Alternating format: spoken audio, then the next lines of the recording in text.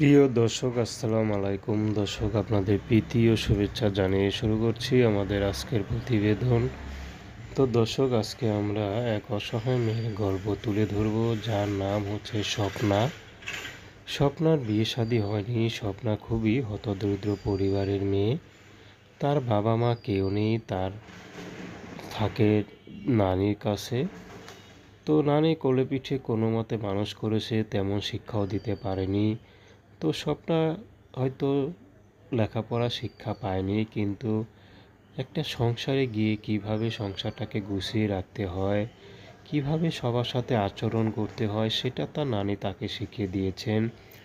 তো বর্তমানে নানি খুবই অসুস্থ, কিছু করতে পারে না। তো স্বপ্নায় পাশের বাসায় একটি সেলাই মেশিনে কাজ করে। তো মাঝে মধ্যে সেখানে ফুলের মালা বানিয়ে তাদেরকে দেয়, তারা ফুলের মালা বিক্রি করে। তো ফুলের মালা বিক্রি করে বানিয়ে হয়তো 2-1 টাকা বা 5 টাকা পায় পার পিস। তো সেটা দিয়ে কোনো মতে তাদের সংসারটা ধরে রেখেছে। তো স্বপ্নাকে জিজ্ঞেস করা হয়েছিল, আপনি এত পুরাতন জামা কেন পরে এসেছেন? বলল, নতুন জামা কিনতে পারি না অনেক দিন থেকে, কারণ একটা নতুন জামা কিনতে গেলে আমরা 2 মাসের খাবার খেতে আমাদের কষ্ট হয়ে যায়।